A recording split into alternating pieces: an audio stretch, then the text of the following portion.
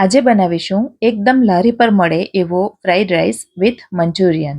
ખૂબ જ ટેસ્ટી બને છે અને એકવાર ઘરે બનાવશો ને તો 100% તમે બહારનું ભૂલી જશો અને એકદમ ફટાફટ બની જાય છે. પણ હા, તૈયારીઓ કરવામાં થોડો સમય લાગે છે. ચેનલ પર નવા હો તો મારી ચેનલ ફૂડ વિથ ફાલ્ગુનીને સબસ્ક્રાઇબ કરી દેજો.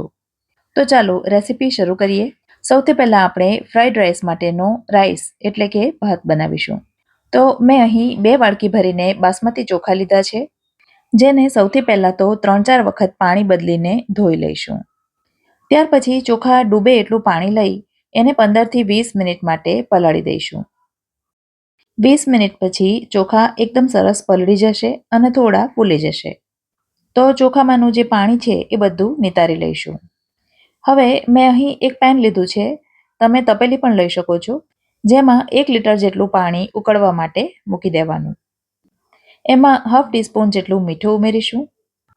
પાણી ઉકળવા માંડે એટલે નિતારેલા ચોખા બધા અંદર ઉમેરી દઈશું અને હાઈ ગેસની ફ્લેમ ઉપર થવા દઈશું. ઉપરથી 1 ટીસ્પૂન જેટલું તેલ રેડી દઈશું. એનાથી ચોખા એકદમ છૂટા છૂટા રહેશે. ગેસની આંચ આપણે ફૂલ રાખી છે તો થોડી વારે હલાવી લેવાનું. 3-4 મિનિટ થઈ છે અને તમે જોઈ શકો છો ચોખા ફૂલીને સરસ ડબ્બલ જેવા થઈ ગયા છે. એને આપણે 90% જેટલા જ કૂક કરવાના છે. જ્યારે આપણે રાઈસ બનાવીશું ત્યારે બાકીની કચાશ દૂર થઈ જશે. આ રીતે નખથી દબાવીએ તો એ સરસ તૂટે છે. એનો અર્થ એ છે કે આપણને જેવા જોઈએ એવા તૈયાર થઈ ગયા છે. હવે એને સાચવીને એક કાણાવાળા વાસણમાં લઈ એનું બધું પાણી નિતારી લઈશું. એકદમ ગરમ હોય છે તો આ કામ સાચવીને કરવાનું. અને ત્યાર પછી એને એક થાળીમાં અથવા કોઈ પ્લેટમાં લઈ લેવાનું, જેથી એ જલ્દી ઠંડા થઈ જાય અને એની કુકિંગ પ્રોસેસ અટકી જાય અને એ ઓવરકુક ન થાય. હવે આ તૈયાર થયેલા ભાતને એક સાઈડ પર રાખી મંચુરિયનની તૈયારી કરીએ. મંચુરિયન માટે એક બાઉલમાં લીધી છે 2 કપ ભરીને ઝીણી સુધારેલી કોબીજ. હવે એક ગાજરને પણ ઝીણું ચોપ કરી લીધું છે અને કપથી માપીએ તો 1 કપ ગાજર લીધું છે. એ જ રીતે અડધો કપ લીધી છે ઝીણી ચોપ કરેલી ડુંગળી. જો તમે ડુંગળી ન ખાતા હો તો નહીં લેવાની. હવે એક કેપ્સિકમને ઝીણું સુધારી લીધું છે અને એ ઉમેર્યું છે. કેપ્સિકમને ચોપરમાં ચોપ નથી કર્યું, હાથથી જ સુધાર્યું છે. ચોપરમાં ચોપ કરવાથી એમાંથી વધારે પડતું પાણી નીકળે છે. હવે એમાં 1 ટીસ્પૂન જેટલું મીઠું ઉમેરી બધું સરસ રીતે હાથથી મસળી લઈશું. કોબી, ગાજર, કેપ્સિકમ બધામાં થોડું પાણી હોય છે, તો મીઠું ઉમેરવાથી એ બહાર આવશે, જેનાથી આપણને લોટ ઉમેરવાની ખબર પડશે. બધું મિક્સ કરીને એને માત્ર 2 મિનિટ માટે રહેવા દેવાનું છે.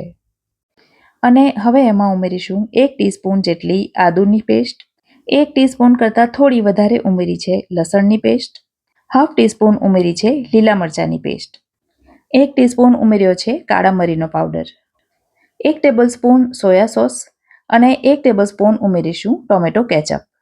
અને હવે લોટ ઉમેરતા પહેલાં બધું બરાબર મિક્સ કરી લઈશું. હવે 1/4 કપ એટલે કે પા કપ લીધો છે કોર્નફ્લોર અને એના જેટલો જ એટલે કે પા કપ લીધો છે મેંદો. તમને મેંદો ન પસંદ હોય તો એના બદલે ચોખાનો લોટ લઈ શકો છો. મંચુરિયનમાં લોટ ખૂબ જ ઓછા, માત્ર બાઇન્ડિંગ પૂરતા જ ઉમેરવાના હોય છે, માટે પહેલાં આટલા લોટ ઉમેરીને મિક્સ કરી જોઈશું અને જરૂર લાગે તો બીજા લોટ ઉમેરીશું. મને લોટ હજી થોડા ઓછા લાગે છે તો ફરીથી 2 ટેબલસ્પૂન જેટલો કોર્નફ્લોર અને 2 ટેબલસ્પૂન જેટલો મેંદો મેં ઉમેર્યો છે.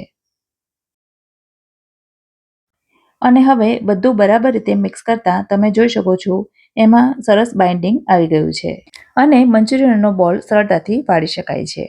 તો એક બેચમાં તળાય એટલા મંચુરિયનના બોલ વાળીને તૈયાર કરી દેવાના. જો બોલ પહેલેથી તૈયાર હોય તો એને ઝડપથી તેલમાં મૂકી શકાય, કારણ કે મંચુરિયનને એકદમ હાઈ ફ્લેમ પર અને ખૂબ જ ગરમ તેલમાં તળવાના હોય છે.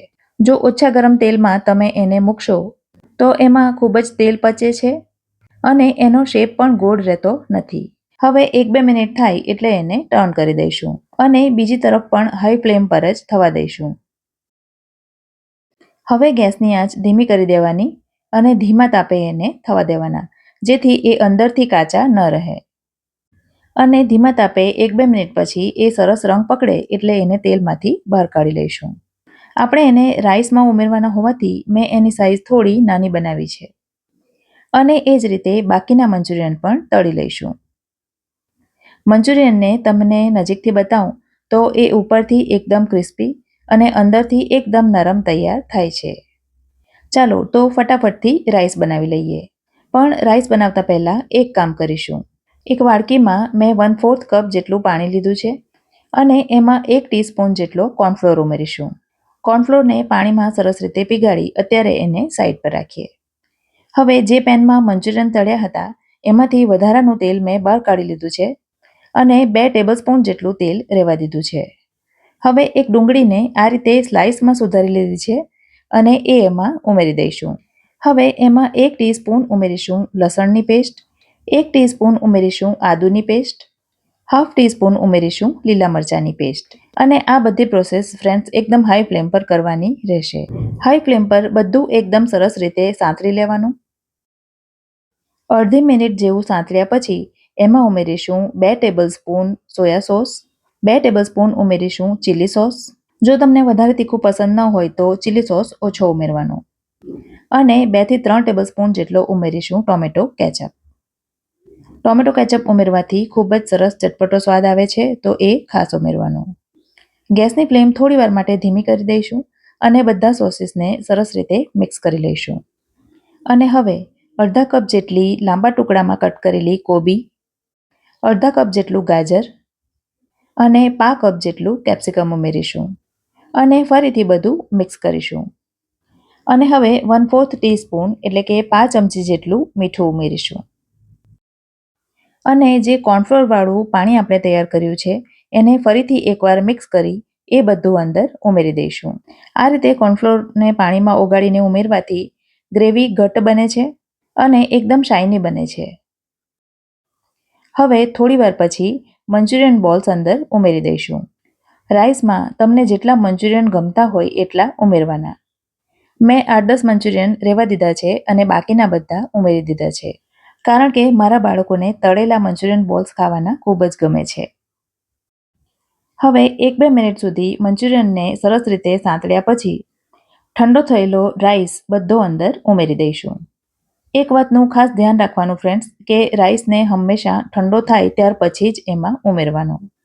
ઉપરથી હાફ ટીસ્પૂન મરીનો પાવડર ઉમેરીશું અને રાઈસને એકદમ સાચવીને હળવે હાથે મિક્સ કરી લઈશું. એને બનાવવામાં થોડી મહેનત જાય છે પણ પછી જે રિઝલ્ટ મળે છે ને ફ્રેન્ડ્સ, તમે ચોક્કસ લારી પર મંચુરિયન રાઈસ ખાવાનું ભૂલી જશો. બજારમાં મળતા મંચુરિયનમાં કે મંચુરિયન રાઈસમાં એ લોકો કલર ઉમેરતા હોય છે, પણ કલરના બદલે અહીં આપણે કાશ્મીરી મરચું ઉમેરીશું. તો 1 ટીસ્પૂન જેટલું કાશ્મીરી મરચું અને એની અંદર 2 ટેબલસ્પૂન જેટલું પાણી ઉમેરીશું અને એને રાઈસની અંદર ઉમેરી દઈશું. કાશ્મીરી મરચું મેં પાછળથી ઉમેર્યું છે, પણ તમે બધા સોસીસ ઉમેર્યા એ સમયે પણ ઉમેરી શકો છો. અને હવે ફરીથી બધું બરાબર રીતે મિક્સ કરી લઈશું. મિક્સ કરીને થોડું ટેસ્ટ કરી લેવાનું અને કંઈક ખૂટતું હોય તો ઉમેરી દેવાનું. મને સોયા સોસ થોડો ઓછો લાગ્યો તો મેં 1 ટેબલસ્પૂન જેટલો સોયા સોસ ફરીથી ઉમેર્યો છે. સાથે જ ઉમેર્યો છે 1 ટીસ્પૂન જેટલો વ્હાઇટ વિનેગર અને 1 ટીસ્પૂન ઉમેરી છે દળેલી ખાંડ. આટલી ખાંડ ઉમેરવાથી કોઈ પણ ગળો સ્વાદ નહીં આવે, પણ એ બધા મસાલાને બેલેન્સ કરશે.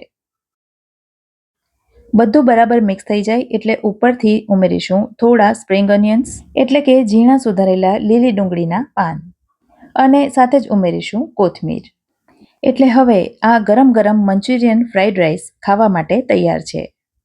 આજની રેસીપી કેવી લાગી કમેન્ટ કરીને જરૂરથી જણાવજો. વિડીયો જો ગમ્યો હોય તો લાઈક કરજો અને તમારા સર્કલમાં શેર કરજો. ફરી મળીશું આવી જ એક નવી રેસીપી સાથે. ત્યાં સુધી મને રજા આપો. આવજો.